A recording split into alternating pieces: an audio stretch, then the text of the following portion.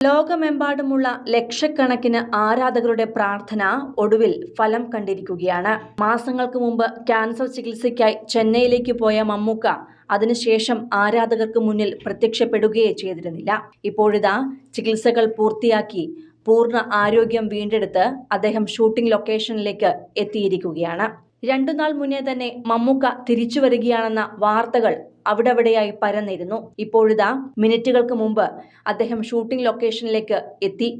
കഴുത്തു മറച്ചുള്ള വലിയ ഷോളിട്ട് മുഖത്ത് cooling glass ഒക്കെ വെച്ച് പതിവ് പോലെ തന്നെ ഗ്ലാമർ ലുക്കിലാണ് മമ്മൂക്ക ഷൂട്ടിംഗ് ലൊക്കേഷനിലേക്ക് എത്തിയത്.